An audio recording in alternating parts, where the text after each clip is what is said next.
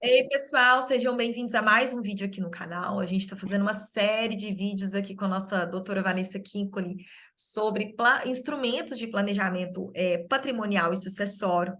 E hoje nós vamos falar, né, Vanessa, sobre o contrato de namoro. Olha para você ver, gente, estão começando, né, esses contratos aí no direito. Algumas pessoas já estão de fato utilizando, está caindo no gosto. E eu queria, Vanessa, assim, primeiro que você se apresentasse brevemente e também falar, né, para a gente o que é esse contrato, quando utilizar, como que faz, qual que é o efeito disso, e também contar um pouquinho aí da sua experiência com esse tipo de contrato. Muito obrigada, Vivian. Também agradeço aqui as pessoas que te seguem por estarem presentes aqui conosco, né? Ouvindo, assistindo esse vídeo. Meu nome é Vanessa Kinkoli, eu sou advogada especialista em direito de herança, trabalho também com direito de família, sucessões, mas o tema da herança me é muito caro, assim, é muito especial para mim. O meu mestrado foi nessa área, é algo bem especial. Eu acho tão especial também porque diz respeito a tudo, a um conjunto de bens que as pessoas batalharam a vida inteira para constituir, né? E aí, para quem elas vão deixar, né? Só vão seguir a lei, né? Será que elas não têm condições de pensar a respeito, destinar para quem elas querem, né? Então, por isso, falar de planejamento sucessório também é tão importante nesse tema, e é um tema que tu domina muito, né? Que tu uh, trabalha muito com planejamento sucessório e patrimonial também, né? Então, assim, como que foi essa função de contrato de namoro? Quando ele surgiu, ele era muito mal falado até. Ah, é contrato de namoro, né? Mas com a pandemia, ele começou a ser muito utilizado. Por quê? Na pandemia, todo mundo em isolamento, muitos casais pensaram, Só bom, vamos resolver morar usar juntos, juntos. porque daí esse isolamento não fica tão ruim assim, né? Vamos, a gente fica junto. Bom, mas e aí? Aquelas pessoas que eram mais ligadas, mais espertas, começaram a pensar: bom, então eu tenho uma união estável agora, ou terei uma união estável, e como é que vai ficar os meus bens, né? Meu bem, nossos bens, como é que vai ficar isso? Então, justamente, Zeno Veloso já falava do contrato de namoro. Como é o contrato de namoro? É uma declaração de vontade, por isso que é muito importante que seja firmada, né, no tabelionato, para que tenha o reconhecimento da vontade das partes ali, Uhum. né? Elas não foram coagidas, elas estão ali porque elas querem declarar a vontade delas. O que elas falam? Olha, o que é possível, né? Qual é o conteúdo desse contrato? Que nós somos, eu e fulano, ou eu e fulana, pode ser homo ou hétero, não importa, mas entre duas pessoas, né? Nós temos um namoro, não é uma união estável. A gente até mora junto, né? Dependendo do caso, né? Moramos, né? No mesmo endereço, mesmo domicílio, porém, a relação que nós temos é de um namoro. Caso esse namoro venha a se tornar uma união estável, decidimos desde logo que o regime de bens será o da. Aí tu pode estipular. Já estipula. Normalmente, Aham. estipula da separação total de bens, convencional de bens. E isso é muito bom, porque já imaginou se eu começo um namoro e aí ele começa, a gente não sabe bem quando começa e termina uma união estável, né? Aquela é o fato Uhum. que vai ocorrendo. Ao menos que eu vá até o tabelionato e faça lá um contrato de união estável. Mas a união estável vai acontecendo ao longo do tempo. E se nesse meio tempo eu compro uma casa? E se Exatamente. nesse meio tempo eu formo uma empresa, uma holding? E Enfim, aí, quando há, né, quando o casal já não está tão junto e pretende se separar, a pessoa que eventualmente se sentiu descuidada, aí não tem como a gente prever a vontade da pessoa, mas vai que ela ajuiza uma ação pedindo reconhecimento e a dissolução, com pedido de partilha de bens que foram adquiridos naquele tempo, que tem ocorrido também com frequência, né? Então, se perfeito. tivesse um contrato de namoro, possivelmente isso poderia ser afastado, né? E colocando o tema da herança junto aí, fazendo um gancho. E se essa pessoa pede reconhecimento pós-mortem E que também é possível, né? com um pedido de herança? Bom, né? É Mas verdade. aí, se a pessoa até fez ali um testamento, em um testamento ela pode dizer que existe um contrato de namoro com fulana de tal. Ela Isso. pode até já avisar para os herdeiros dela, deixar isso em testamento.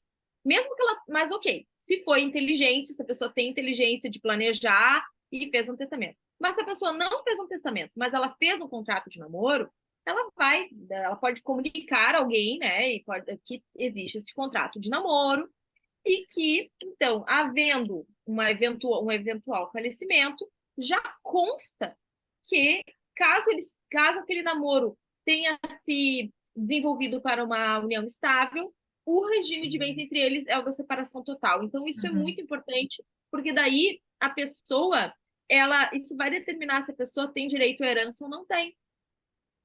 Né? A gente não pode fazer com que a pessoa não tenha direito real de habitação, que daí fica para um próximo Outra vídeo, né? coisa. Que a gente pode explicar depois. Mas o direito de herança vai ser muito delineado com a questão de regime de bens, testamentos, Uhum. é muito importante. E aqui a gente entende também, né, que diferente do testamento, há uma certa. É um tema um pouco delicado, porque a pessoa que pretende, a pessoa que fala, não, não é uma união estável, não é um casamento, talvez ela não se sente tão confortável para expor isso para o namorado ou namorada dela, que nós não sabemos também a situação, pode ser que seja desconfortável. Nem sempre as pessoas que estão, né, morando juntas ou então se juntaram aí, nem sempre elas estão pensando a mesma coisa, né? Ainda mais porque tudo isso tem efeitos patrimoniais relevantes. Ainda mais quando o nível de riqueza da pessoa, né, os bens patrimoniais delas são diferentes. Né? Uma situação é aquela em que os dois não têm quase nada ou têm dívidas, que também é um problema, né, aqui. Outra situação é quando um tem muito e o outro não tem nada, né? E aí? Aí a coisa fica um pouquinho mais delicada. E falando agora sobre o meio, né, Vanessa, a pessoa ela vai no cartório, ela paga por como que funciona assim, os custos e também as formalidades. Bom, se quem está nos assistindo tem interesse em fazer um contrato de namoro, ou então vai enviar esse vídeo para alguém né, que sabe que é importante que faça um contrato de namoro, o caminho é o seguinte. Primeira coisa, conversar com um advogado, advogada, que trabalhe com planejamento patrimonial, sucessório, um planejamento matrimonial também, né? É. Porque mesmo Que que tu não também queira é outro casar, assunto, né, Vanessa, que a gente pode falar num outro vídeo. O planejamento matrimonial que gera consequências, assim, terríveis ou maravilhosas, né? A é, depender porque assim, a da pessoa pode não querer casar, mas ela precisa falar com alguém que entende do assunto para saber se está Isso. parecendo um casamento ou união estável que ela aquilo que ela tem. Né? Então ela precisa conversar com um advogado, advogada que trabalhe com isso, que entenda isso. A partir disso, então ela vai expor a situação dela e vai dizer, por exemplo, olha, eu quero ter o direito de namorar, eu não quero uma união estável compulsória, né? Só porque a gente quer morar junto. Então a gente faz o seguinte, aí, claro, daí precisa expor para outra pessoa que existe o desejo de fazer um contrato de namoro. Eu tive um caso concreto, uma situação que foi bem pesada, porque um queria contrato de namoro com separação total de bens e a outra queria união estável. E aí, o que a gente verificou? Olha, vamos fazer o seguinte: vamos fazer agora um contrato de união, um contrato de namoro com separação total de bens, e depois, quando vocês se sentirem em um momento mais amoroso, romântico, para fazer um jantar, para comemorar com os amigos, com a família, e aí então faz um contrato de união estável, dando continuidade àquele regime de bens do contrato de namoro. Então, converse com o advogado, com a advogada, pensem nos termos do contrato de namoro. Olha, eu quero demonstrar que a gente tem um namoro e se evoluir para uma união estável, o regime de Uhum. bens ou da separação total, absoluta. Tá? Ok. Aí, então, nós fazemos o contrato, vamos até o tabelionato e demonstramos que existe essa vontade, né? Isso. E assim o tabelionato ele dá fé, né, demonstra que não é um contrato de Dando ainda gaveta. mais segurança, né? Que é muito diferente da pessoa escrever isso num contrato qualquer e pedir testemunhas e por aí fica, né? É, E aqui, né, Vanessa, a gente já está terminando esse vídeo, né? O intuito desses vídeos é trazer muito conteúdo em um curto espaço de tempo, mas o contrato de namoro, essas questões do planejamento matrimonial, o testamento e o planejamento patrimonial como um todo, ele tem efeitos assim, em todos os lados. Eu estou me lembrando aqui, né, de famílias que têm na verdade, pessoas que têm mais de uma família, né? E aí vem sempre aquela pergunta: e na hora que um falecer? E aí, serão duas esposas?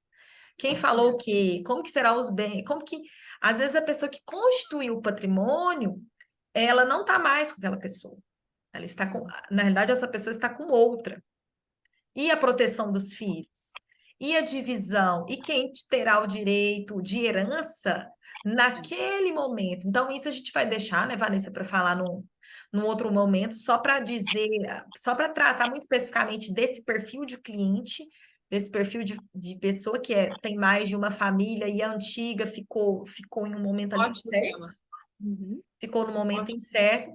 E no mais, eu te agradecer por estar esclarecendo aqui.